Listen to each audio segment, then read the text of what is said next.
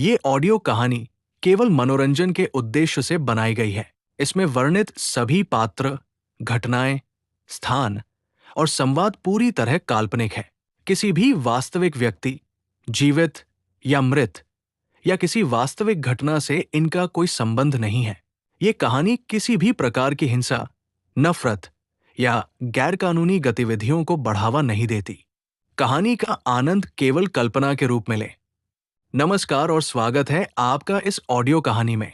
यहाँ आपको मिलेंगी रोमांच, संघर्ष और कल्पना से भरी कहानियां, जो आपको एक अलग ही दुनिया में ले जाएंगी। तो आराम से बैठिए, हेडफोन लगाइए और कहानी को खुद से बहने दीजिए। अध्याय 126 चाय की खुशबू और गहरी सोच। ओयांग शियाओ शियाओ के चेहरे पर हल्की सी गहराई उतर आई थी। शियाओ शियाओ, तुम यहाँ क्यों आई थीं? और करण के बारे में क्यों पूछ रही थीं? ओयांग प्रमुख ने अपनी सबसे छोटी बेटी को देखते हुए पूछा। शियाओ शियाओ मुस्कराई और बोली, नहीं पिताजी, मैं बस उस करण को देखना चाहती थी जिसने पूरे लियूचेंग को हिलाकर रख दिया है। मैं जानना चाहती थी कि वह आम लोगों से अलग क्यों है। कहते हुए उसने अपने पिता के प्याले में चाय डाली, फिर अपने लिए भी एक कप भरकर धीरे धीरे चुस्की ली। शक्ल सूरत से तो वह बस आम लोगों से थोड़ा ज्यादा आकर्षक लगता है, शियाओ शियाओ ने सोचते हुए कहा।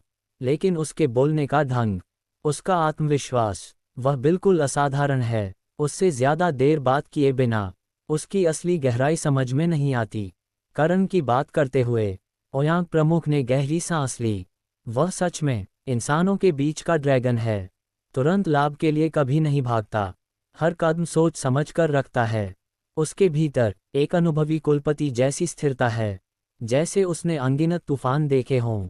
किसी भी कठिनाई के सामने वह लोगों को भरोसा दे देता है कि सब संभल जाएगा। कहते कहते ओयांग प्रमुख ने सिर हिलाया। काश ओयांग परिवार में भी ऐसा कोई होता। ये कहते हुए उन्होंने बात बदल दी। शियाओ शियाओ ने चाय का एक और घूंट लिया और अचानक उसकी आंखें चमक उठीं। पिताजी, ये चाय तो बहुत ही स्वादिष्ट है। मैंने ऐसी चाय पहले कभी नहीं पी। ओयांग प्रमुख मुस्कराए। तुम करण को देखना चाहती थी ना? ये जानना चाहती थी कि वह अलग क्यों है? तो सुनो, ये चाय खुद करण ने बनाई है। बताओ कैसी लगी? ये करण की बनाई चाय है। शियाओ शियाओ चौंक गई। वह चाय विद्या भी जानता है। इतनी गहराई, इतनी नफासत। ओयांग प्रमुख ने आह भरी। हाँ, मैं भी उसे दिन ब दिन कम समझ पा रहा हूँ। अगर मेरा ऐसा बेटा होता तो मैं निश्चिंत होकर सब कुछ सौंप देता। किन परिवार का प्रमुख वाकई भाग्यशाली है जिसे ऐसा पुत्र मिला। शियाओ शियाओ पहली बार अपने पिता के चेहरे पर ईर्ष्या देख रही थी। उसके मन में एक ही सवाल था, आखिर करण है कौन जो उसके पिता जैसे व्यक्ति को भी इतना प्रभावित कर गया। योजक चिन्ह योजक चिन्ह योजक चिन्ह। उधर करण सीधे अपने साधना कक्ष में लौट आया। घर में उसे लेकर अब कोई चिंता नहीं थी। बड़े छोटे सभी कार्य पिता और परिवार के बुजुर्ग संभाल रहे थे। अब उसके लिए सबसे जरूरी था अपनी शक्ति बढ़ाना। ध्यान आसन पर बैठकर करण ने औषधि निकाली और मध्यम स्तरीय क्यूई संकलन गोली ग्रहण की। अब तक वह 5 बार साधना कर चुका था और केवल 5 और चरण, तब वह अगले स्तर पर पहुंच जाएगा। गति उम्मीद से तेज है, उसने मन ही मन सोचा। बार बार के पुनर्जनन और साधना ने उसके शरीर को अत्यंत मजबूत बना दिया था। अब उसकी शारीरिक शक्ति 5000 कैटी तक पहुंच चुकी थी। इसी वजह से वह ऐसी औषधि सहन कर पा रहा था जो सामान्यतः महायोद्धाओं के लिए होती है। दर्द के साथ शक्ति का विस्फोट होता और हर साधना के बाद उसका स्तर तेजी से बढ़ता। अगर मैंने हुनयुवान साधना न अपनाई होती तो अब तक कई सीमाएं पार कर चुका होता।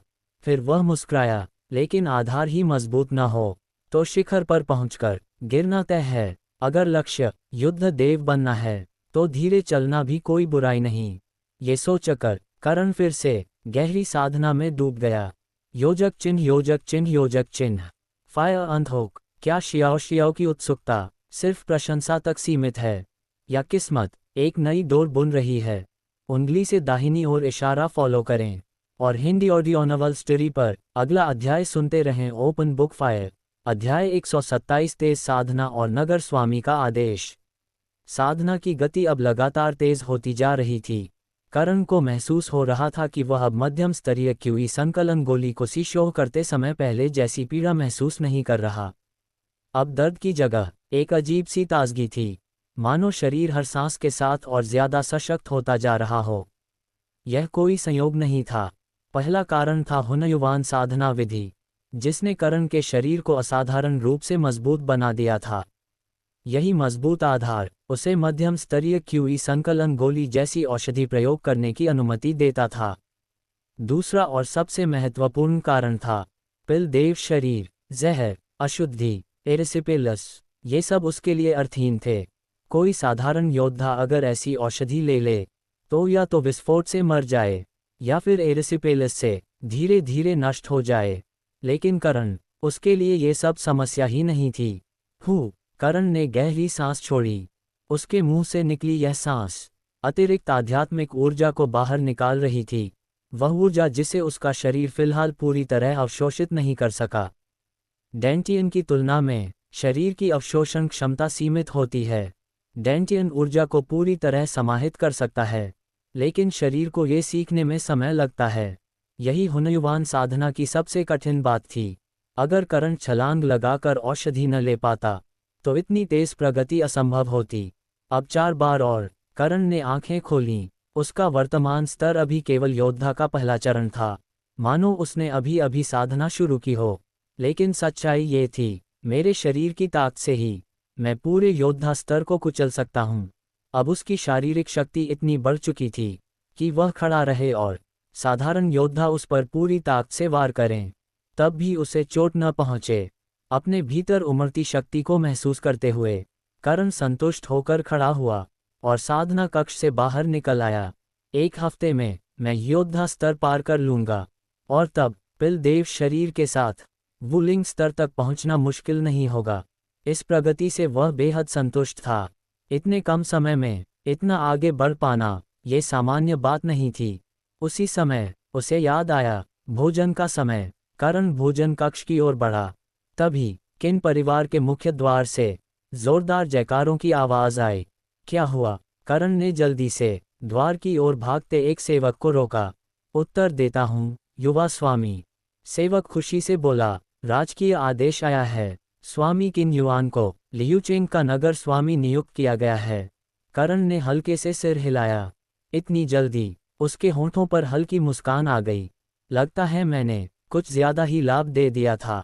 शायद इसी वजह से राजपरिवार ने सौदा जल्दी निपटा दिया। उसी समय किन युआन अंदर से बाहर आए, सीधे मुख्य द्वार की ओर जा रहे थे। उनकी नज़र करण पर पड़ी और वह तुरंत बोले, करण, जल्दी आओ, मेरे साथ चलो। मैं जल्द ही लियुचेंग का नगर स्वामी बनने वाला हूँ। उनके चेहरे की खुशी देख करण को हंसी आ गई। उसने तो ये बात बहुत पहले ही कह दी थी, फिर भी अपने पिता को इतना उत्साहित देखना अच्छा लग रहा था। ठीक है, करण मुस्कुराते हुए उनके साथ चल पड़ा। मुख्य द्वार पर पहुंचते ही एक किन परिवार के बुजुर्ग एक मध्यम आयु के व्यक्ति से बात कर रहे थे। ये कौन है? वह व्यक्ति किन युआन को देखते हुए बोला। बुजुर्ग ने तुरंत परिचय कराया। ये हैं किन परिवार के कुलपति किन युआन। फिर किन युआन की ओर मुड़कर बोले, ये हैं दाशिया राजवंश से मास्टर वांग। मास्टर वांग, आपका स्वागत है। किन युआन ने हाथ जोड़ते हुए कहा, कृपया भीतर पधारें। भोजन और विश्राम की व्यवस्था पहले ही कर दी गई है। पास खड़े सभी बुजुर्ग खुशी से मुस्करा रहे थे। आज से किन परिवार का कुलपति लियुचेंग का नगर स्वामी बनने वाला था, और किन परिवार अब केवल एक बड़ा परिवार नहीं बल्कि लियुचेंग का केंद्र बन चुका था। योजक चिन्ह, योजक चिन्ह, योजक चिन्ह। नगर स्वामी का पद मिल गया, लेकिन करण के लिए ये तो बस शुरुआत है। Headphone Hindi audio novel story पर जुड़े रहें। अध्याय 128 भोज में छिपी गंभीरता। करण परिवार के भव्य भोज कक्ष में हलचल थी। 2-3 सेवक लगातार व्यंजन परोस रहे थे और कई दासियां मेहमानों की सेवा में लगी हुई थीं। मुख्य भोज मेज पर करण परिवार और वांग शीये आमने सामने बैठे थे। वांग शीये की नज़र धीरे से करण पर पड़ी। यही है न करण परिवार का पुत्र करण? उन्होंने पूछा। जी हाँ, करण के पिता हल्की मुस्कान के साथ हंसे। ओह, वांग शीये ने अपना प्याला उठाया। मैंने करण परिवार का नाम बहुत पहले से सुना है। आज मिलने का सौभाग्य मिला। ये प्याला मैं आपके नाम करता हूँ। करण कैसे मेहमान से पहले जाम उठाने देता, ऊपर से वांगशिए उम्र में भी उनसे बड़े थे। करण तुरंत खड़ा हुआ, प्याला उठाया और शांत स्वर में बोला, वांगशिए, ये जाम तो मुझे आपके सम्मान में उठाना चाहिए। आपने दूर दूर तक मेरी नियुक्ति का पत्र भिजवाया, यह उपकार छोटा नहीं है। ये प्याला आपको ही पीना चाहिए। वांगशिए ने करण को ध्यान से देखा। बात करने का ढंग, शब्दों की सटीकता, सब कुछ संतुलित। उनके मन में एक ही विचार उभरा, नाम के पीछे केवल खोखली शोहरत नहीं होती। साथ में राजकुमार ने जिस युवक की प्रशंसा की थी, वही था ये, जिसने करण के पिता को नगर शासक बनवाया। वह साधारण कैसे हो सकता था? क्षण भर के लिए उन्हें ऐसा लगा जैसे सामने वही युवा खड़ा हो, शांत, आत्मविश्वासी और असाधारण। तो फिर मैं संकोच नहीं करूंगा, कहकर वांगशिए ने जाम भर लिया। अच्छा, करण के पिता ने ऊंची आवाज में कहा। सब लोग वांगशिए के सम्मान में एक एक जाम। करण के पिता साफ देख चुके थे, वांगशिए करण परिवार से मित्रता करना चाहते थे, और यह स्वाभाविक भी था। साथ में राजकुमार के निकट रहने वाला व्यक्ति, भविष्य असीम। वांगशिए ने केवल करण की प्रतिष्ठा नहीं देखी थी, साथ में राजकुमार की राय के बाद उन्होंने करण के बारे में हर जानकारी जुटाई थी। इस नगर के 100 साल पुराने चेन परिवार और वांग परिवार, एक नष्ट, दूसरा झुका। ओयांग परिवार करण परिवार का सहयोगी। कुछ ही समय में पूरा नगर करण परिवार के अधीन आ गया। सबसे अहम बात, करण का महान औषधि गुरु से संपर्क, खुद औषधि विद्या में प्रतिभा। युवा शब्द उसे बयान करने के लिए छोटा था। ऐसे व्यक्ति से मित्रता न करना मूर्खता होती। वांगशिए स्वभाव से ऐसे नहीं थे कि बैठकर मदिरा पिएं। पत्र देकर लाभ ले लेना उनका तरीका था। लेकिन आज वे स्वयं आए थे। तभी भोज के बीचों बीच एक सेवक घबराया हुआ भीतर दौड़ा, सीधे करण के पिता के पास गया और उनके कान में कुछ फुसफुसाया। क्षण भर में उनका चेहरा बदल गया। वांगशिए ये सब देख चुके थे। उन्होंने समझ लिया, मामला साधारण नहीं। काफी हो गया। वे उठ खड़े हुए, अगली बार फिर मिलने का अवसर होगा। करण के पिता भी खड़े हो गए। घर में अचानक कुछ हो गया है। अगली बार मैं स्वयं आपको आमंत्रित करूंगा। तो मैं चलता हूं, वांगशिए ने कहा। किसी काम से संपर्क करूंगा। करण, वांगशिए को विदा मत करना।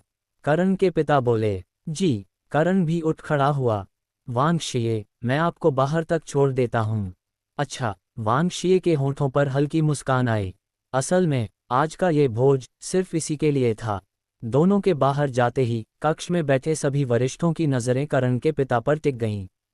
वांगशिए से संबंध बनाने का ये सबसे अच्छा समय था, फिर भी उन्हें विदा कर दिया गया। इसका मतलब साफ था, जो हुआ है वह वांगशिए से भी अधिक गंभीर है। और यही बात सबको बेचैन कर रही थी। अंधेरे में कोई और ही चाल चल दी गई थी। उंगली से दाहिनी ओर इशारा फॉलो करें और मेरे channel Hindi audio novel story पर सुनते रहें।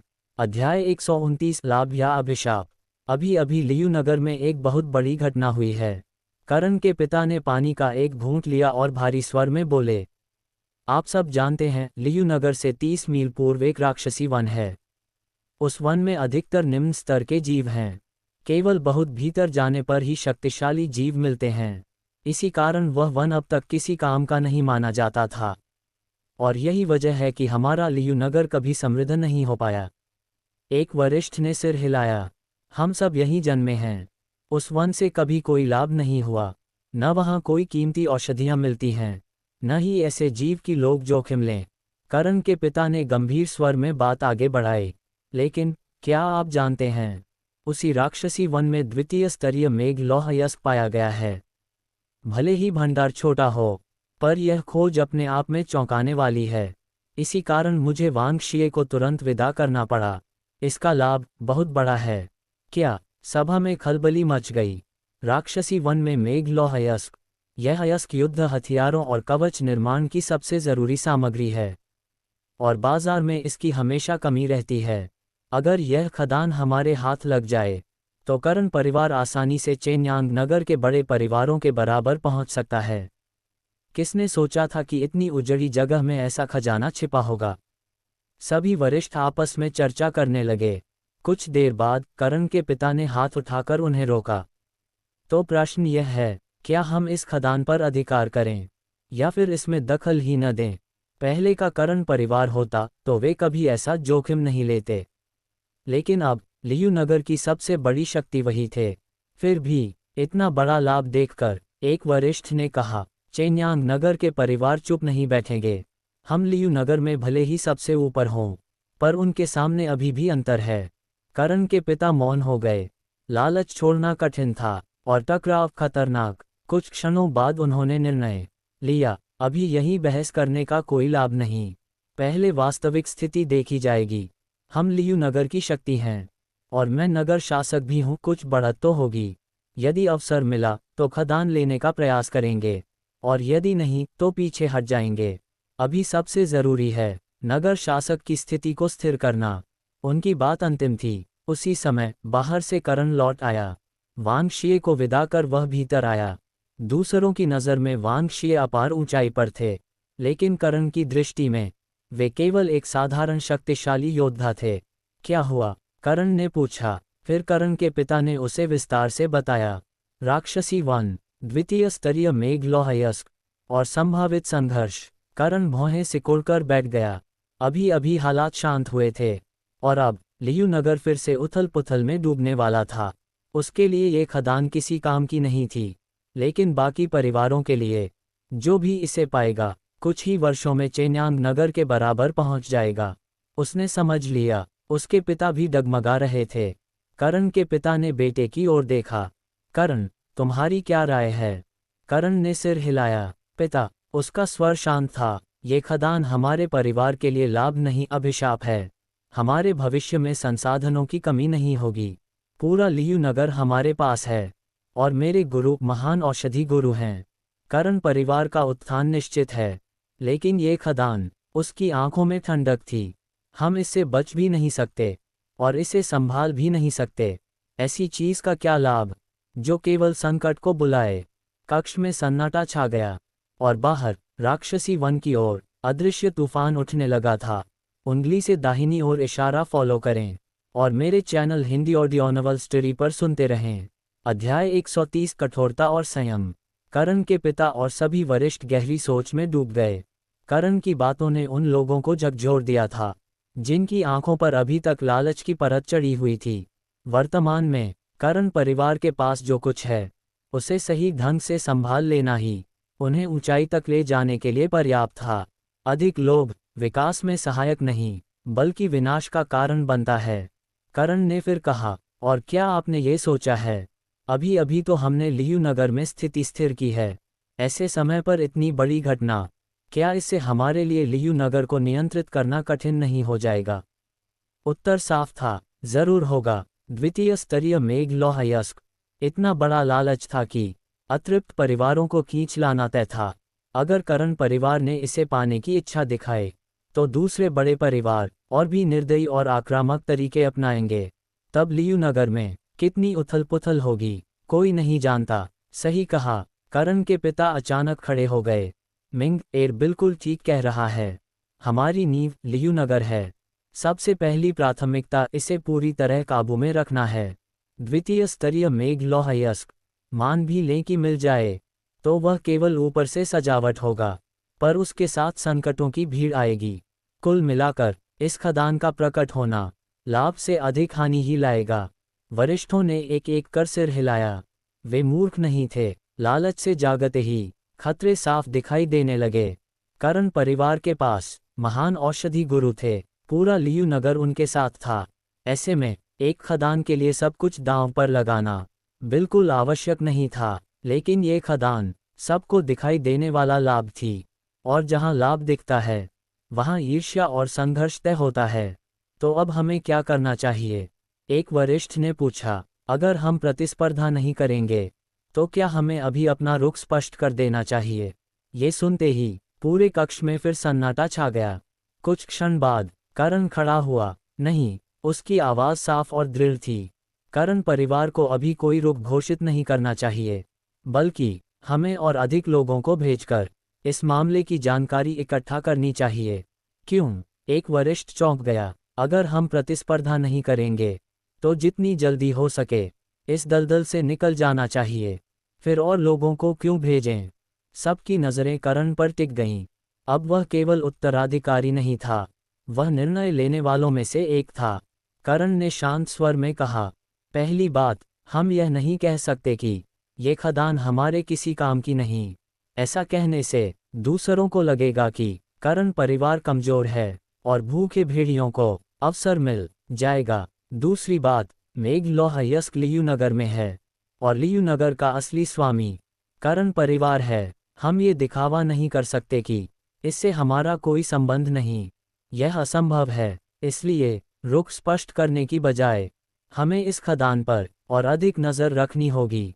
अंत में उसकी आंखों में ठंडक चमकी।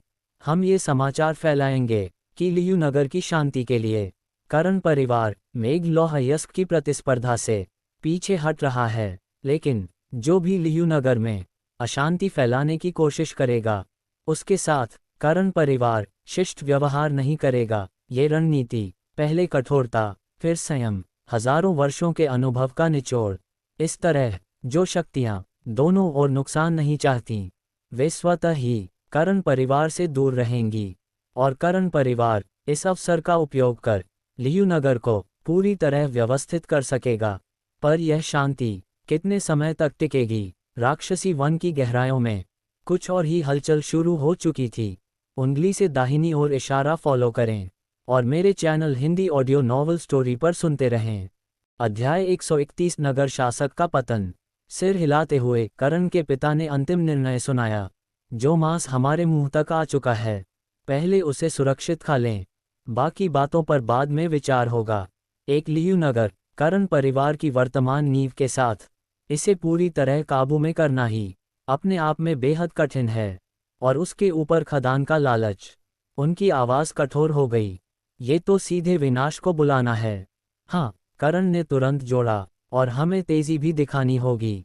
दूसरे परिवारों को प्रतिक्रिया देने का अवसर मिलने से पहले लियुनगर को पूरी तरह स्थिर करना जरूरी है।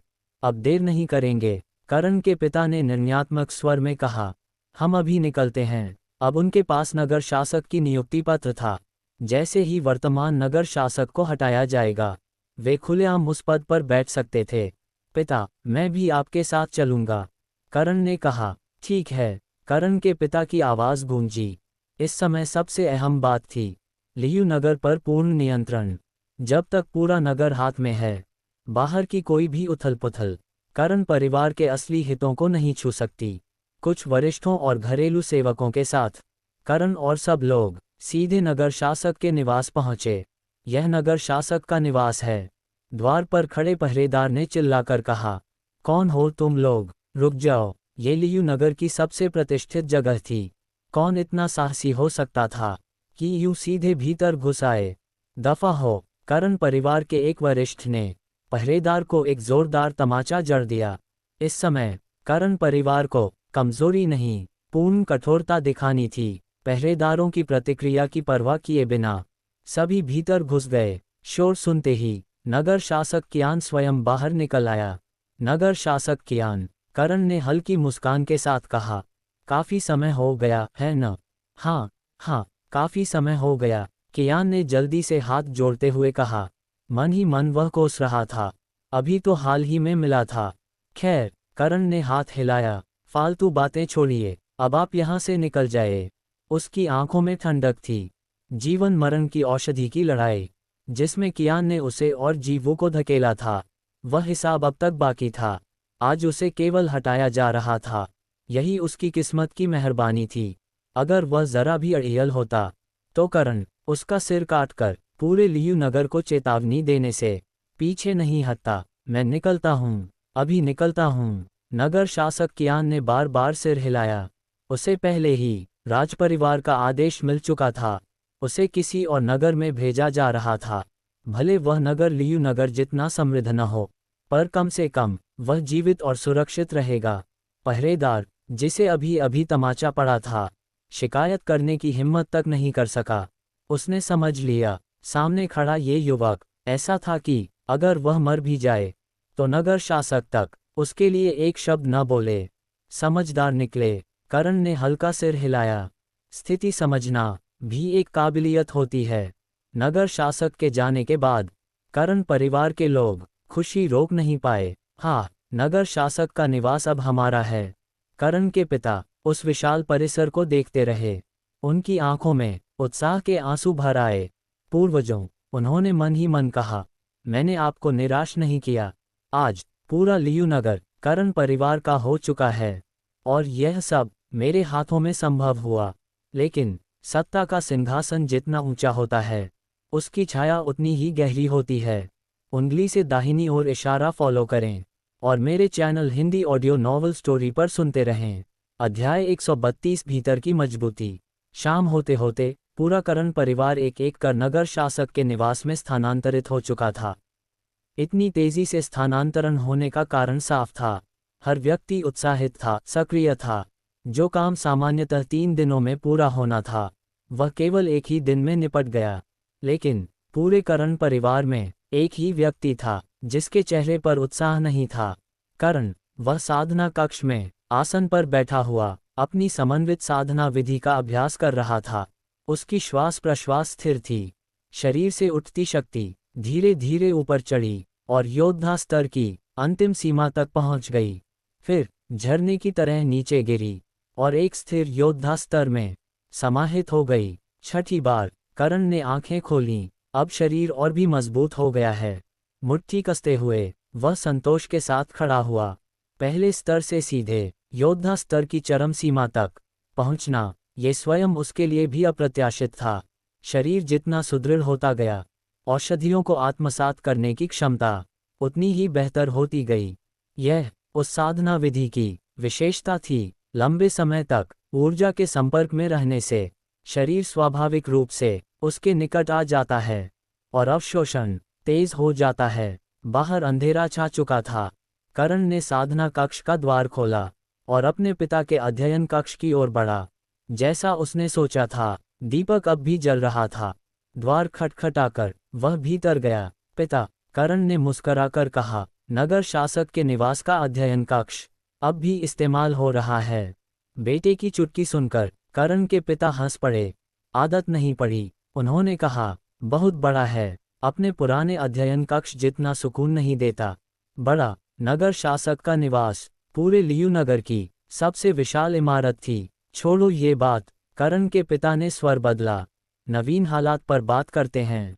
वे अनजाने में ही करण को सलाह लेने योग्य व्यक्ति मानने लगे थे। कई निर्णय जो पहले अकेले लेते थे, अब बेटे से चर्चा करने लगे थे।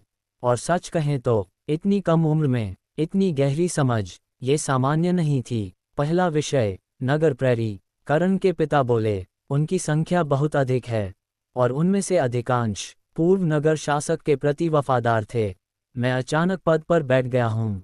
वे अभी तक स्थिति के अभ्यस्त नहीं हुए हैं। करण ने सिर हिलाया। ये सचमुच सिरदर्द था। कुछ सोचने के बाद उसने कहा, पिता, हमें इतनी बड़ी संख्या में नगर प्रैरी रखने की जरूरत नहीं। पहली बात, हमारे पास अपने घरेलू लोग हैं। वे पीढ़ियों से करण परिवार के साथ हैं। उन पर भरोसा किया जा सकता है।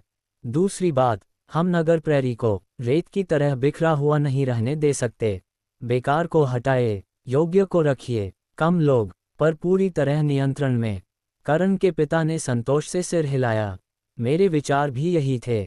फिर उन्होंने दूसरा विषय उठाया, वान परिवार का क्या करेंगे। वान परिवार, करण को जैसे अभी याद आया हो, उसे नज़रअंदाज कर दीजिए, उसने सहज स्वर में कहा। नज़रअंदाज, करण के पिता की भौहें तन गईं। वान परिवार कभी 4 प्रमुख परिवारों में से एक था। हाँ, करण ने दोहराया, पूरी तरह नज़रअंदाज। अब वह पतझड़ के बाद का टिड्डा है। अगर वे वास्तविकता समझ लें तो लियू नगर में उनके लिए जगह बनी रहेगी। लेकिन अगर उन्होंने फिर से हलचल मचाई, करण ने हाथ उठाया और हवा में एक हल्की सी थपकी दी, तो बस यूं ही कुचल दिए जाएंगे।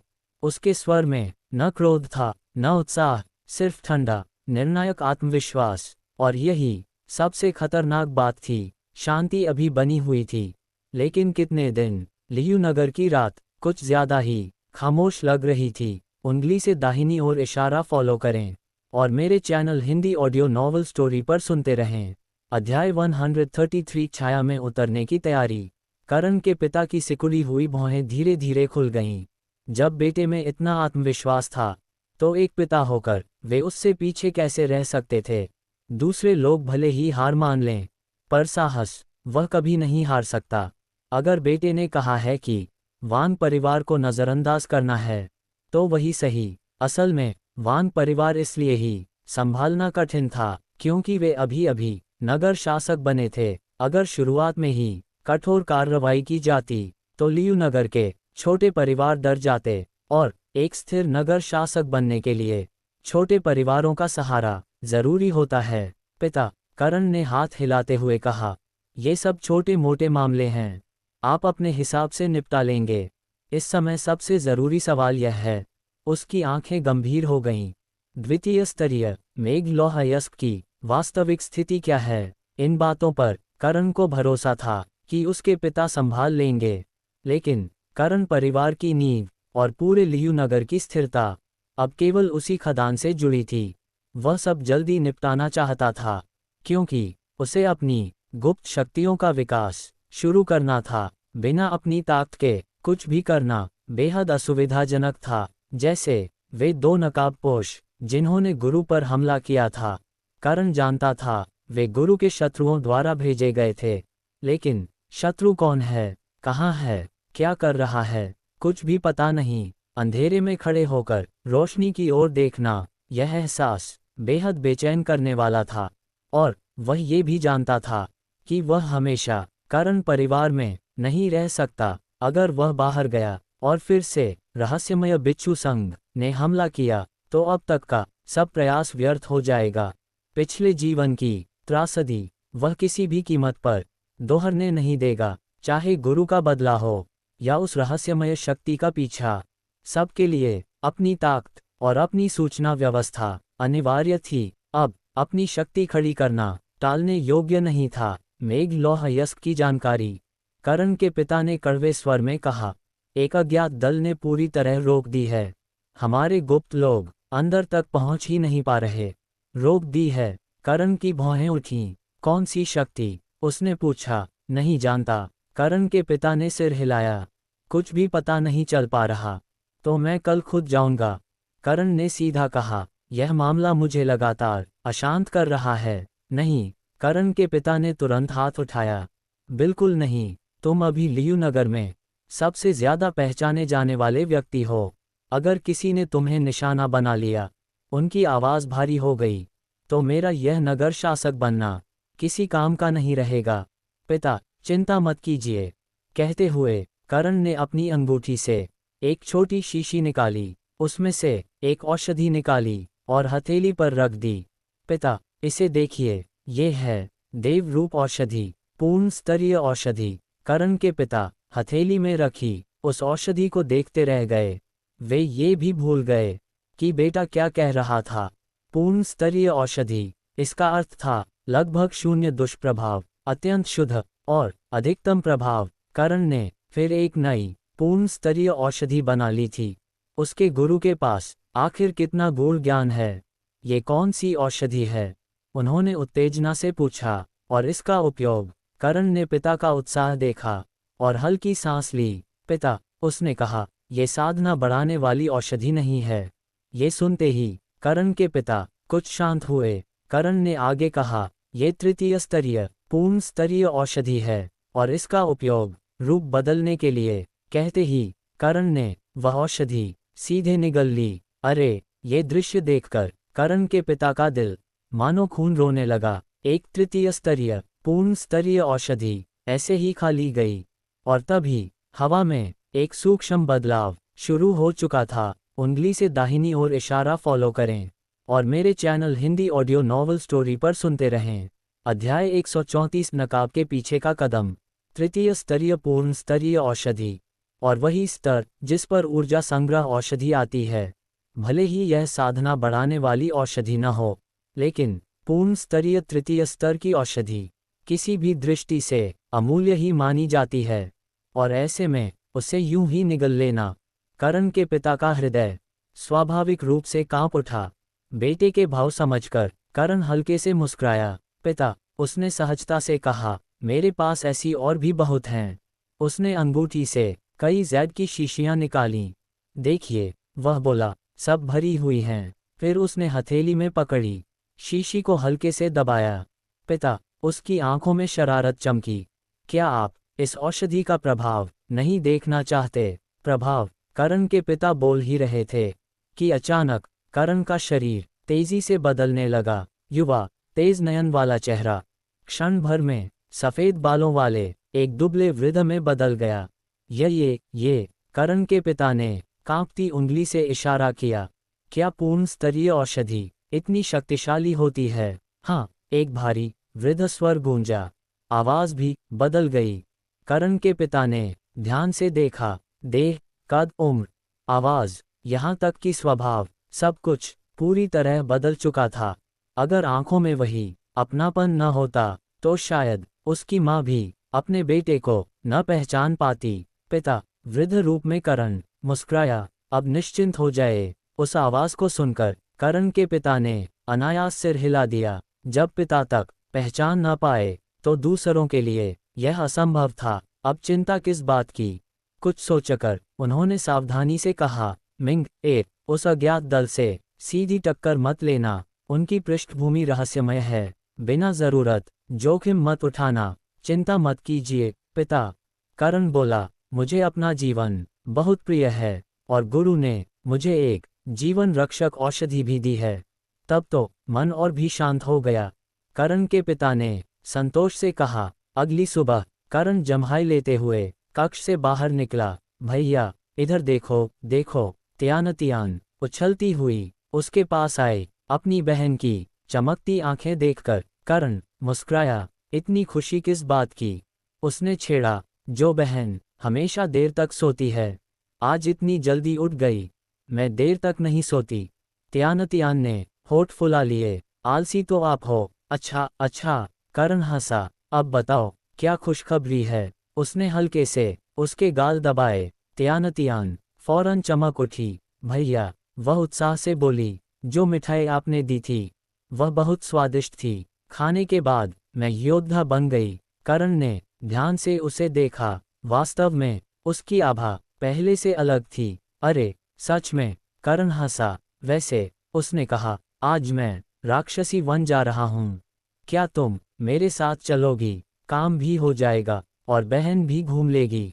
यही सोचकर उसने पूछा। हाँ, तियान तुरंत चिल्लाए। आपको पता नहीं, इन दिनों मैं कितनी ऊब गई हूँ। माँ आप में व्यस्त हैं। पूरा परिवार काम में डूबा है। कोई खेलने वाला ही नहीं। ये स्वाभाविक था। करण परिवार अभी 4 प्रमुख परिवारों में आया था।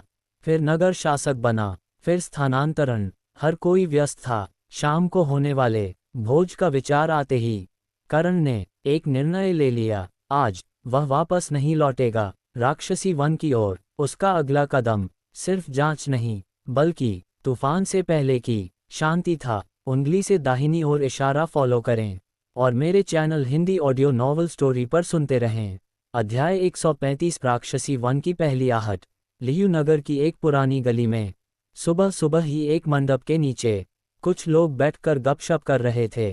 तुम्हें पता है, एक छोटे कद के बूढ़े ने रहस्यमयी अंदाज में कहा, लियू नगर का नगर शासक बदल गया है। अब करण परिवार के करण के पिता नगर शासक बन गए हैं। क्या? आस्तीन चढ़ाए बैठे एक अधेड़ व्यक्ति ने उसे धक्का देते हुए कहा। ये तो पूरे नगर में फैल चुका है। तुम्हें अब जाकर पता चला? ये खबर हर गली मोहल्ले में घूम रही है। पूरे नगर में बूढ़ा आदमी चौंक गया। वह तो सबको चौंकाने आया था, लेकिन यहाँ तो वह खुद ही पिछड़ गया। उसका चेहरा तुरंत उतर गया। भैया, पास खड़ी एक सुंदर किशोरी ने उत्साह से पूछा। अब जब हमारा करण परिवार लियू नगर का पहला परिवार बन गया है और पिता भी नगर शासक बन गए हैं, तो क्या मेरी जेब खर्च बढ़ेगी? उसके पास खड़ा अधेड़ व्यक्ति बेबस सा सिर हिलाने लगा।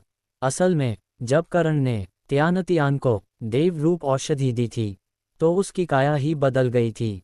जो पहले प्यारी और चंचल थी, अब वह नजरें खींच लेने वाली सुंदरता में बदल चुकी थी। ये औषधि अदृश्य रहने के लिए थी और यहाँ वह और भी ज्यादा ध्यान खींच रही थी। बढ़ेगी, करण ने बिना हिचक कहा। जरूर बढ़ेगी, सच। त्यानतियान की आंखें चमक उठीं। तो मैं फिर से ढेर सारी स्वादिष्ट चीजें खरीद सकती हूँ। फिर वह अचानक बोली, वैसे भैया, मुझे वह औषधि और दे देना। उसका असर बहुत अच्छा है। नहीं, करण ने साफ इनकार कर दिया। उसके गंभीर चेहरे को देखकर त्यानतियान ने होठ फुला लिए। कंजूस। चलो, करण ने बात बदल दी। हमें तेज चलना होगा। इस रफ्तार से राक्षसी वन पहुंचते पहुंचते शाम हो जाएगी। भैया, त्यानतियान ने डरते हुए पूछा, क्या राक्षसी वन बहुत डरावना होता है? करण ने हंसते हुए कहा, डरावना? वहां के राक्षस सुंदर लड़कियों को खाने के बहुत शौकीन होते हैं, इसलिए सावधान रहना। त्यानतियान ने उसकी बांह पकड़ ली। तो फिर हम न जाएं? नहीं, करण ने सिर हिलाया। निकल आए हैं तो खाली हाथ वापस कैसे जाएं? ये कहकर वह उसे साथ लेकर नगर के बाहर की ओर तेजी से बढ़ गया। राक्षसी वन, इसका कोई विशेष नाम नहीं था। बस क्योंकि उसमें राक्षसी जीव रहते थे, इसलिए उसे यही कहा जाने लगा। नाम सुनकर लोग सोचते थे कि वहां राक्षसों की भरमार होगी। असलियत इसके ठीक उलट थी। जीव बहुत कम, चारों ओर पथरीली जमीन, सूखा और पहाड़ी इलाका, कोई विशेष मूल्य नहीं। आम दिनों में यह इलाका पूरी तरह सुनसान रहता था, लेकिन द्वितीय स्तरीय मेघलोहयस्क की खोज के बाद यहाँ धीरे धीरे योद्धाओं की आवाजाही बढ़ने लगी थी। भैया, त्यानतियान ने अचानक पूछा, आप रुक क्यों गए? करण ने आगे देखते हुए कहा, योद्धा आ रहे हैं। राक्षसी वन में असली खतरा राक्षस नहीं, बल्कि मनुष्यों से होता है। यह इलाका नगर से दूर था, लोग कम आते थे। कुछ योद्धा लालच में लूट और हत्या करते थे। और जैसा कि उसने कहा, वन के भीतर से 5 योद्धा बाहर निकले। उन्होंने करण और त्यानतियान को देखा और पल भर को ठिठक गए। ध्यान से देखने पर एक अधेड़ व्यक्ति और उसके साथ एक सुंदर लड़की, हाथ में मीठी टिकिया पकड़े हुए। कैसे भी देखो, ये दोनों किसी जांच पर नहीं, बल्कि सैर पर आए लगते थे। लेकिन राक्षसी वन में ऐसी निश्चिंतता अक्सर खून की गंध लेकर आती है। उंगली से दाहिनी ओर इशारा फॉलो करें और मेरे channel Hindi audio novel story पर सुनते रहें। अध्याय 136, इंसानों का असली खतरा। अरे, तुम दोनों आगे मत जाओ। आगे से आते हुए दल के मुखिया योद्धा ने सद्भावना से कहा, अभी राक्षसी वन बहुत अव्यवस्थित है। कई योद्धा यहाँ जमा हो चुके हैं। अगर घूमना ही है तो किसी सुरक्षित जगह चले जाओ। करण ने हाथ जोड़कर कहा, धन्यवाद भाई, हम भी योद्धा हैं, इसलिए खतरे से नहीं डरते। बस एक बात पूछनी थी, उस खदान का स्थान कहाँ है? ये सुनकर उस योद्धा ने करण और त्यानतियान को ध्यान से देखा। तुम भी उसी खदान के लिए आए हो? उसने कहा, फिर धीमे स्वर में बोला, अभी वहाँ काले वस्त्रों में लोगों का एक दल पहरा दे रहा है। तुम लोग वहाँ जाओगे तो कुछ हासिल नहीं होगा। मुखिया पीछे खड़ा धनुर्धर योद्धा बोला, इन्हें इतना बताने की क्या जरूरत है? थोड़ा नुकसान उठाएंगे तो अपने आप समझ जाएंगे। ये सुनकर मुखिया ने और कुछ नहीं कहा, उसने केवल दिशा की ओर इशारा किया और दल के साथ आगे बढ़ गया। भैया, त्यानतियान ने जिज्ञासा से पूछा, वह कह रहा था कि यहाँ बहुत योद्धा आ गए हैं, इसलिए हालात खराब हैं, लेकिन ज्यादा योद्धा होंगे तो राक्षसी जीव तो और कम निकलेंगे, है न? फिर खतरा ज्यादा कैसे हो सकता है? करण ने उसके सिर पर हल्का हाथ फेरा। उसकी नजर घने वन की ओर थी। राक्षसी जीव इतने भयानक नहीं होते, उसने गंभीर स्वर में कहा। सबसे डरावनी चीज इंसान होता है। एक योद्धा जिंदगी भर मेहनत करता है, ऊंचे स्तर तक साधना करता है, और जब वह वहां पहुंचता है तो वह राक्षसी जीवों से नहीं, इंसानों से लड़ने के लिए तैयार होता है। कुछ लाभ के लिए, कुछ लालच में, और कुछ जीवित रहने के लिए। चलो, करण ने बात बदल दी, अब आगे बढ़ते हैं। फिर उसने जोड़ा, त्यानतियान, याद रखना, इस दुनिया में सबसे खतरनाक चीज कभी राक्षसी जीव नहीं होते, बल्कि लोग होते हैं। त्यानतियान ने आधी अधूरी समझ के साथ सिर हिला दिया और भाई के पीछे चल पड़ी। कुछ ही देर में दोनों एक छोटी पहाड़ी पर पहुंचे। दूर योद्धाओं का एक बड़ा समूह खड़ा था और उनके बीच काले वस्त्रों में एक दल। उनके चेहरों पर घमंड और उपेक्षा साफ झलक रही थी। भैया, त्यानतियान ने फुसफुसा कर पूछा, वे लोग क्या कर रहे हैं? करण मुस्कुराया, वे चीजें छीन रहे हैं। उन काले वस्त्रों वाले लोगों के पीछे।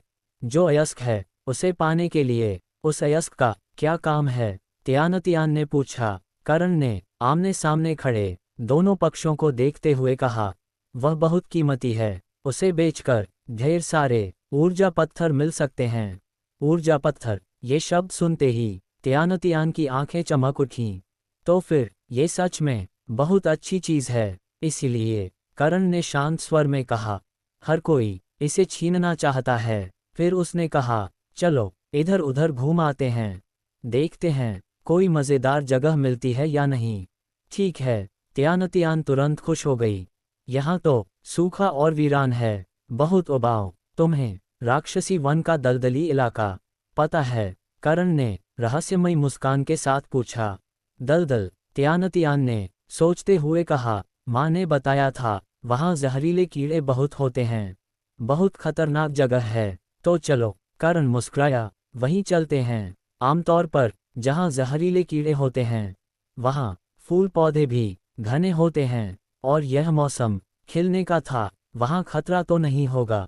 त्यानतियान ने चिंता से पूछा। अगर मैं गलत नहीं हूँ, करण ने हंसते हुए कहा, तो वहाँ बहुत सुंदर फूल होंगे, क्या तुम उन्हें नहीं देखना चाहोगी? त्यानतियान थोड़ी झिझकी, लेकिन उसकी आंखों में उत्सुकता झलक आई। तो फिर चलो, करण ने निर्णय लिया। खतरे की चिंता मत करो, तुम्हारा भाई साथ है, तो डर किस बात का? ये कहते हुए उसने त्यानतियान का हाथ पकड़ा और दलदल की दिशा में कदम बढ़ा दिए। उन्हें नहीं पता था उस दलदल में सिर्फ फूल नहीं, बल्कि कई छुपे हुए रहस्य भी उनका इंतजार कर रहे थे।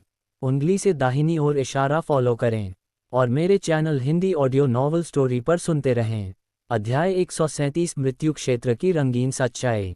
राक्षसी वन भले ही उजड़ा हुआ था, लेकिन उस उजाड़ के बीच एक हरा भरा समुद्र छिपा हुआ था। यही था राक्षसी वन का प्रसिद्ध मृत्यु क्षेत्र। आज इस निषिद्ध स्थान पर दो अनचाहे मेहमान आ चुके थे। भैया, यहाँ तो बहुत सुंदर है। छोटी पहाड़ी पर खड़ी त्यानतियान ने आगे फैले दृश्य को देखकर आश्चर्य से कहा। दलदल के भीतर लाल, सफेद, गुलाबी अनेक रंगों के फूल लहरों की तरह फैले हुए थे। खूबसूरती इतनी कि आंखें हटाना मुश्किल था। क्या तुम अंदर जाकर देखना चाहोगी? करण ने रहस्यमयी मुस्कान के साथ पूछा। अंदर? त्यानतियान ने जल्दी से हाथ हिला दिए। वहां तो जहरीले कीड़े होते हैं, अगर काट लिया तो? भैया को देखो, करण ने हंसते हुए कहा। उसने एक छोटी जैड की शीशी निकाली, उसमें से 9 रेखीय पूर्ण स्तरीय औषधि निकाली और बिना झिझक निगल ली। यहीं रुको, कहकर वह पलटा और सीधे दलदल की ओर दौड़ पड़ा। कुछ ही पलों में वह दलदल के भीतर पहुंच चुका था।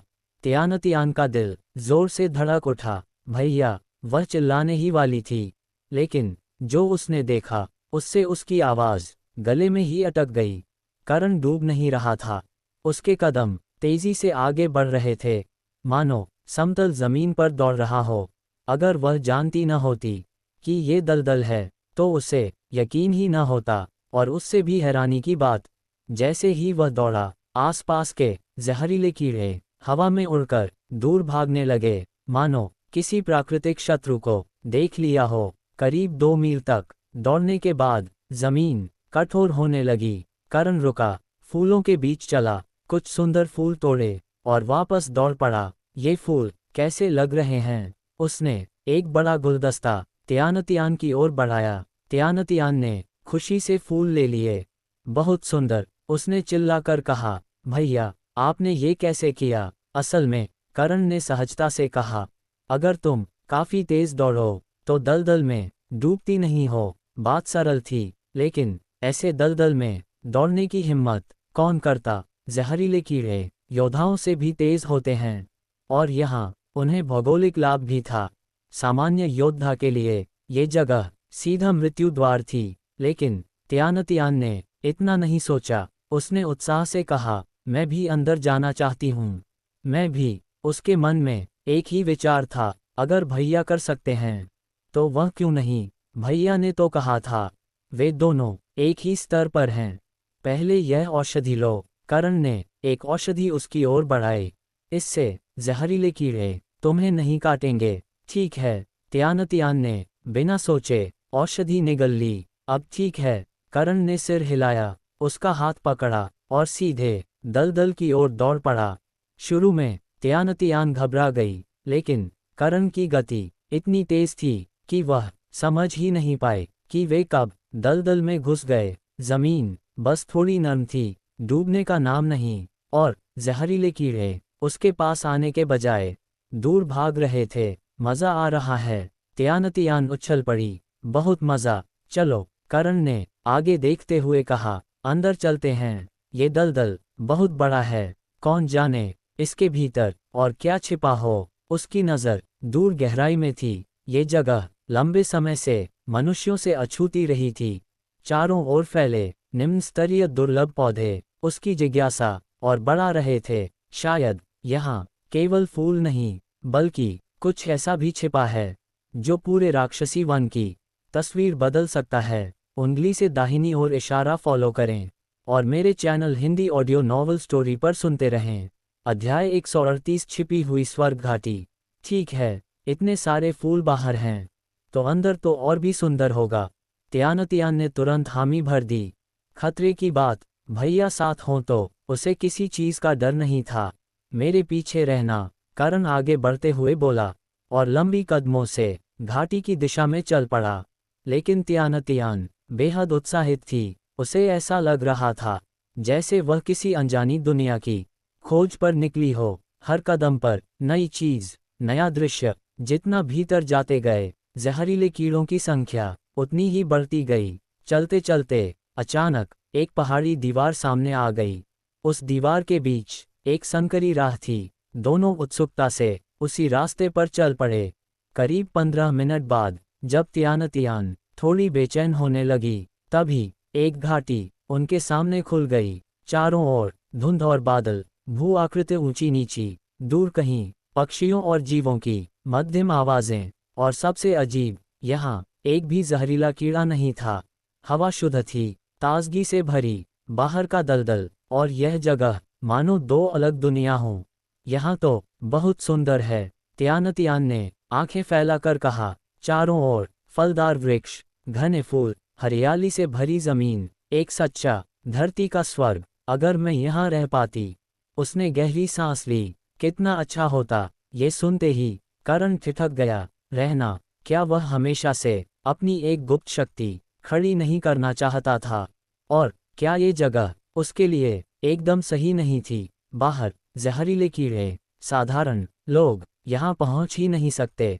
अंदर शांत वातावरण, खुली जमीन, छुपी हुई घाटी। अगर इसे विकसित किया जाए तो इसका क्षेत्रफल लियुनगर से कम नहीं होगा। चलो, करण ने निर्णय लिया। घाटी के भीतर और देखते हैं। ठीक है। त्यानतियान खुश हो गई। भले वह यहाँ न रह सके, लेकिन कभी कभी घूमने आना भी अद्भुत होगा। उसे क्या पता था कि उसका भैया मन ही मन इस जगह को अपने भविष्य की नींव मान चुका है। घाटी के भीतर पेड़, जलधाराएं, उपजाऊ भूमि, सब कुछ मानव निवास के लिए उपयुक्त था। करण जितना देखता गया उतना ही संतुष्ट होता गया। अगर आने जाने की समस्या न होती तो वह यहाँ एक पूरा नगर भी बसा सकता था। कुछ देर घूमने के बाद दोनों उसी रास्ते से वापस लौट आए। आज का उद्देश्य केवल देखना था। बहुत देर हो जाती तो परिवार चिंतित हो जाता। लौटते समय रास्ता खोजने की जरूरत नहीं पड़ी। दोनों की गति तेज थी। शाम ढलते ढलते वे लियुनगर लौट आए। करण परिवार की ओर जाने वाले मार्ग पर इक्का दुक्का नहीं, बल्कि कई योद्धा नगर में घूम रहे थे। उनके पहनावे और बोलचाल से साफ था वे लियुनगर के निवासी नहीं थे। लगता है, करण ने मन ही मन सोचा, द्वितीय स्तरीय मेघलोहयस्क की खबर वाकई सबको खींच लाई है। जहां लाभ होता है वहां योद्धा आते हैं। इनमें बड़े परिवारों के गुप्त लोग भी थे और ऐसे भी जो बस किस्मत आजमाने आए थे। जासूसों को छोड़ दें, ये घुमंतु योद्धा वास्तव में बहुत लापरवाह थे। एक योद्धा अगर पूरा दिन खदान में मेहनत करे तो अच्छी खासी कमाई हो सकती है, लेकिन क्या खदान इतनी आसान होती है? पहला खोजकर्ता छोड़ दें, बाकी कौन शांति से खुदाई कर पाएगा? समझदार योद्धा कभी इस खेल में कूदते ही नहीं, लेकिन लालच अक्ल पर अक्सर भारी पड़ता है। इस हालात को देखकर करण समझ गया, खदान का मालिक तय होने से पहले लियू नगर और भी ज्यादा हलचल से भरा रहेगा, और यह हलचल किसी बड़े तूफान का संकेत थी। उंगली से दाहिनी ओर इशारा फॉलो करें और मेरे channel Hindi audio novel story पर सुनते रहें। अध्याय 139 भीतर की अग्नि। परिवार लौटते ही करण अपनी बहन से अलग हो गया। बिना किसी को बताए वह सीधे साधना कक्ष में जा छिपा। बाहर करण परिवार का भव्य भोज चल रहा था। लियू नगर के छोटे बड़े सभी परिवार उपस्थित थे। हंसी, बातें और शोर, पूरा वातावरण उत्सव में डूबा हुआ था। लेकिन इस तरह की चहल पहल करण को जरा भी आकर्षित नहीं करती थी। उसका मन सिर्फ एक ही चीज में लगा था, अपनी शक्ति बढ़ाने में। बाहर का उत्सव उसके लिए अर्थहीन था। अब उसकी साधना की गति अद्भुत स्तर पर पहुंच चुकी थी। हर दिन उसे साफ महसूस होता था कि वह पहले से और मजबूत हो रहा है। ये प्रगति किसी भी भोज, किसी भी प्रशंसा से कहीं अधिक सुखद थी। परिवार में कई वरिष्ठ थे, ऐसे सामाजिक अवसर उनके लिए ही बने थे। उन्हें सौंपकर करण निश्चिंत था, और सच कहें लियू नगर के ये सारे परिवार उसकी नज़र में कुछ भी नहीं थे। अगर नगर पर नियंत्रण के लिए उनकी आवश्यकता न होती तो वह उनकी ओर देखता भी नहीं। 7वीं बार साधना पूरी कर करण खड़ा हुआ, अपने भीतर की परिवर्तन को महसूस करते हुए। उसके चेहरे पर संतोष उभर आया। अब युद्ध कौशल का समय है। पिछले कुछ समय से वह परिवार के कामों में लगातार उलझा रहा था। आध्यात्मिक युद्ध कौशल के अभ्यास का अवसर ही नहीं मिला। अब लियू नगर के मामले लगभग सुलझ चुके थे। खदान का अंतिम परिणाम बस समय की बात थी। उसके बाद नगर सच में शांत हो जाएगा, और तब परिवार के पास उसके लिए कोई और काम नहीं बचेगा। मेरी देह समन्वित साधना विधि के कारण साधारण योद्धाओं से कहीं अधिक शक्तिशाली है, तो इस जीवन में मुझे एक ऐसा युद्ध कौशल चुनना होगा जो देह पर आधारित हो। उसके मन में अनेक उच्च स्तरीय युद्ध कौशल उभरे, और अंततः एक नाम स्थिर हो गया, रैप्टर विधि। यह एक उच्च स्तरीय संपूर्ण युद्ध कौशल था, जिसमें पैर, मुट्ठी और हथेली सब शामिल थे। देह जितनी शक्तिशाली, रैप्टर उतना ही घातक। करण ने इसे इसलिए चुना क्योंकि यह केवल चालें नहीं सिखाता, यह शरीर को हथियार में बदलने की विधि था। ये बताता था कि देह को कैसे प्रयोग करना है। अंततः इसका अभ्यास करने वाला मनुष्य से रैप्टर जैसा बन जाता है। नाम भले ही साधारण लगे, लेकिन इसकी गहराई असाधारण थी। यदि देह कमजोर हो तो यह विधि शक्ति देने के बजाय अंदर से तोड़ देती है। साधारण योद्धाओं के लिए ये कौशल खतरनाक था, लेकिन करण के लिए ये बिल्कुल उपयुक्त। रैप्टर विधि के अभ्यास को मन में दोहराते हुए उसने एक अजीब सा आसन लिया, हाथ आकाश की ओर, पांव आपस में क्रॉस, और वह धीरे धीरे झुक गया। शरीर के भीतर ऊर्जा का प्रवाह शुरू हुआ। उसकी मांसपेशियां फूलने लगीं, फिर सिकुड़ीं, फिर फूलीं। ऐसे 9 बार, हर बार और गहराई से। फिर उसने मुद्रा बदली, मांसपेशियों ने फिर वही चक्र दोहराया। पसीने की बूंदें उसके माथे से टपकने लगीं। वस्त्र पूरी तरह भीग गए, यहाँ तक कि जमीन भी। अंत में करण थककर आसन पर गिर पड़ा। सांसें भारी थीं। यह अभ्यास अत्यंत कठोर था, लेकिन उसकी आंखों में थकान नहीं, बल्कि एक जलती हुई आकांक्षा थी, क्योंकि वह जानता था ये शुरुआत है और रैप्टर अभी जागना शुरू हुआ है। उंगली से दाहिनी ओर इशारा फॉलो करें और मेरे channel Hindi audio novel story पर सुनते रहें। अध्याय 140 क्रोध की उड़ान। अप्रत्याशित रूप से रैप्टर विधि की कठोर साधना करते हुए एक पल के लिए करण के मन में हार मानने का विचार उभरा, लेकिन क्षण भर में ही योद्धा देव बनने की उसकी जिद ने उस विचार को कुचल दिया। मेहनत भले ही अत्यधिक हो, उसने दांत भींचे, लेकिन प्राप्ति भी उतनी ही बड़ी है। अपने शरीर की मांसपेशियों में हो रहे बदलाव को महसूस करते हुए करण ने कड़वी मुस्कान दी। अब उसे समझ आया क्यों रैप्टर विधि की शर्तें इतनी कठोर थीं। साधारण शरीर वाला योद्धा इसे शुरू भी नहीं कर पाता। अगर जबरदस्ती करे तो साधना पूरी होने से पहले ही शरीर टूट जाए। लगता है, करण ने मन ही मन कहा, इस विधि की कठिनाई मेरे अनुमान से भी अधिक है, लेकिन परिणाम शायद कल्पना से भी आगे होंगे। चांद आकाश में ऊंचा चढ़ चुका था। नगर शासक का निवास पूरी तरह शांत हो गया। करण साधना कक्ष से निकलकर अपने शयन कक्ष की ओर बढ़ा। उसके कदम सामान्य से काफी धीमे थे। मांसपेशियां दर्द से भरी थीं। कमर सीधी करना भी मुश्किल लग रहा था। अगली सुबह करण बहुत जल्दी जाग गया और बिना रुके कमरे में ही फिर से रैप्टर विधि का अभ्यास शुरू कर दिया। कारण साफ था, आज उठते ही उसने अपने भीतर ऊर्जा से भरा हुआ महसूस किया। कल रात जो थकान से बिस्तर पर गिर पड़ा था, वह मानो कोई और ही था। यह विधि एक अजीब मुद्रा में दांत भींचते हुए उसने सोचा, वास्तव में उच्च स्तरीय है। कठिनाई असामान्य, लेकिन प्रभाव अविश्वसनीय। कुछ ही देर में पसीना फिर मूसलधार बारिश की तरह टपकने लगा। जमीन पूरी तरह भीग गई। आखिरकार पूरा हुआ। करण कांपते हुए खड़ा हुआ और भोजन कक्ष की ओर बढ़ा। अब उसका शरीर कमजोर लग रहा था, बस कुछ खाने की इच्छा थी। उसी समय एक सेवक घबराया हुआ अंदर दौड़ा। क्या हुआ? करण ने तेज स्वर में पूछा। युवा स्वामी, सेवक की आवाज कांप रही थी। बुरा हो गया है, बड़ी बहन को कोई उठा ले गया है।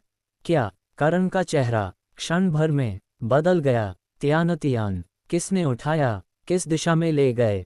उसने सेवक के कंधे जोर से पकड़ लिए। सेवक दर्द से चिल्ला उठा। करण ने तुरंत हाथ छोड़ दिया। माफ करना, जल्दी बताओ, सेवक कांपते हुए बोला। सुनने में आया है उन्हें सीमा परिवार ले गया है। ये बात कुछ समय पहले की है। वे चेन्यांग नगर से हैं, शायद वहीं लौट गए होंगे। सीमा परिवार? करण की आंखों में भयावह ठंडक उतर आई। इतनी हिम्मत? दांत पीसते हुए वह बाहर की ओर दौड़ा, लेकिन धप, वह सीधे जमीन पर गिर पड़ा। अभी अभी अत्यधिक साधना की थी। मांसपेशियां कठोर थीं, शरीर साथ नहीं दे रहा था। चलना ही दर्दनाक था, दौड़ना तो असंभव। युवा स्वामी, सेवक घबराकर मदद के लिए बढ़ा। हट! करण की देह से अचानक भयानक ऊर्जा फूट पड़ी। क्षण भर में उसका स्तर सीधे एक ऊंचे योद्धा स्तर पर चढ़ गया। ऊर्जा से मांसपेशियां फिर से भर उठीं। करण ने एक हाथ से जमीन को सहारा दिया और अगले ही पल हवा में उछल पड़ा। नगर शासक के निवास की दीवार एक छलांग, छतें पैरों के नीचे सरकती चली गईं और वह पक्षी की तरह लियू नगर से बाहर उड़ गया। ये सेवक की आंखें फटी की फटी रह गईं। अभी जो युवक जमीन पर गिरा था, वह पलक झपकते ही गायब हो चुका था। ये शक्ति, उसने बुदबुदाया, ये साधारण योद्धा स्तर से कहीं ऊपर थी। वह समझ गया, कुछ बातें जानना ठीक नहीं होता, क्योंकि जो तूफान अभी उठा है वह पूरे चेन्यांग नगर तक पहुंचने वाला है। उंगली से दाहिनी ओर इशारा फॉलो करें और मेरे channel Hindi audio novel story पर सुनते रहें। इस अध्याय को सुनने के लिए धन्यवाद। अगर आपको ये कहानी पसंद आई हो तो वीडियो को लाइक करें और ऐसी ही ऑडियो कहानियों के लिए चैनल को सब्सक्राइब जरूर करें। अगले अध्याय में फिर मिलेंगे। तब तक धन्यवाद।